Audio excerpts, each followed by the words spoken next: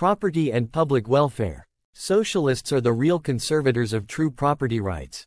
It is just because socialism insists that the individual is entitled to the fruits of his toil and shall be permitted free and unrestricted enjoyment thereof that it demands the collective ownership of capital together with the abolition of the economic categories of rent, interest, and profit.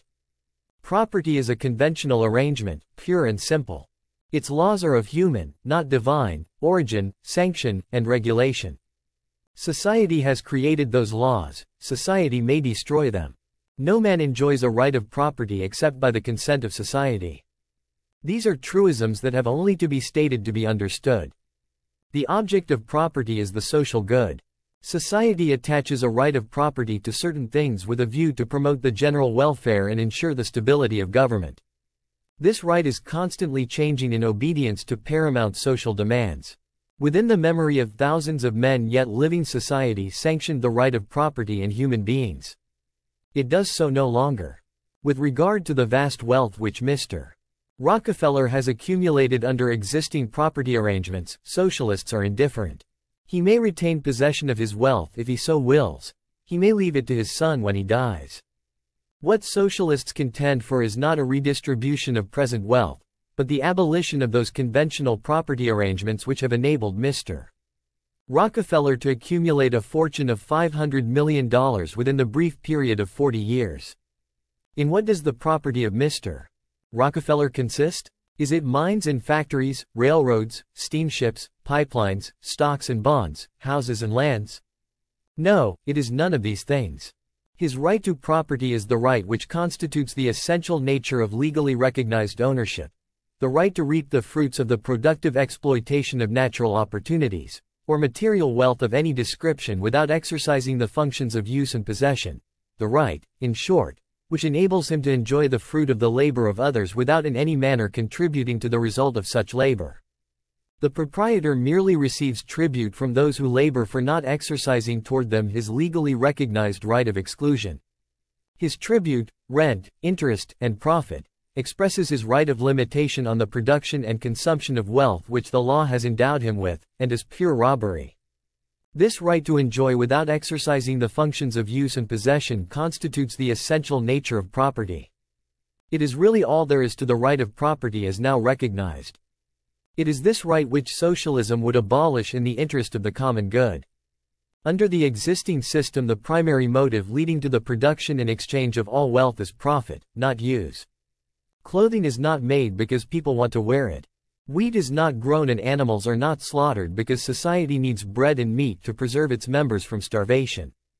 All the things which are vitally necessary to the life of mankind, together with those which contribute merely to man's comfort or convenience, are produced and distributed primarily for the reason that producers and trades are able to realize profit therefrom. The use function of these things is purely a secondary consideration. When profit ceases, industry comes to a standstill, notwithstanding that numberless social units must suffer the pangs of cold and starvation because of such stoppage. Thus the profit of the individual is given precedence over the common social good. Socialism contends that the primary industrial motive should be use, that bread, meat, and clothing are profitable to, but, a few of the individual members of society. When Mr. Rockefeller was questioned recently about the actual details of the business of the Standard Oil Company, he admitted his ignorance. He retired from active participation in the affairs of the company some years ago. Its operations are now conducted by other persons, yet Mr. Rockefeller still receives the lion's share of the profits. Mr. Carnegie no longer has anything to do with the actual operations of the Steel Trust. He no more contributes his labor and talent to the production of steel than Mr. Rockefeller does to the production of oil, yet his profits from the steel business are still very considerable. Mr. Harriman knows very little about the actual operating details of his railroads. He is busy with financial schemes to make his railroads produce dividends. Their actual operation is conducted by other men.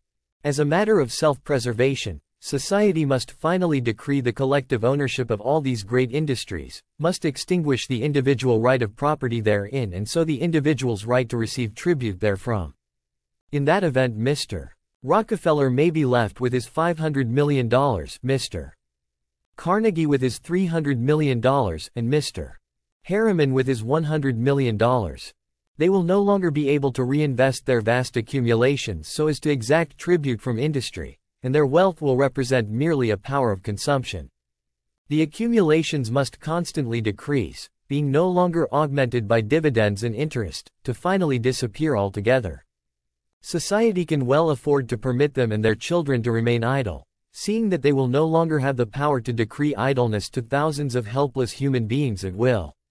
Why must society abolish the right of private property and capital as a matter of self-preservation?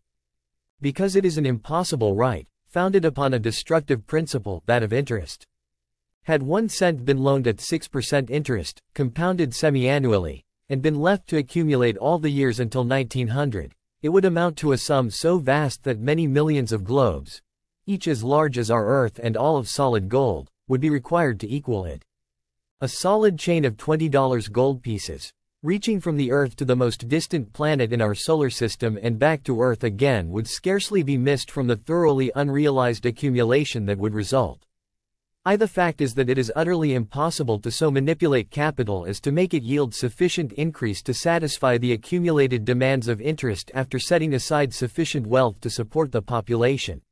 Even though many of the people are always half-starved and a good percentage of them wholly so. And there must come periodic breakdowns in which the property titles of the smaller holders become extinguished. Now, take a look at the obverse of this interest problem. If a man were able, by the labor of his hands or brain, to satisfy all his needs and lay aside $1 every day in the year, he would be in an enviable position, would he not? Let us suppose, then, that a man had begun to working and saving on January 1st, and that his life had been miraculously preserved through all these years until January 1st, 1909. He continuing to add $1 to his store at the end of every day. How much would he be worth, barring interest? He would be worth $596,420, but little more than $500,000. Hardly enough to give him a single flyer on the stock exchange.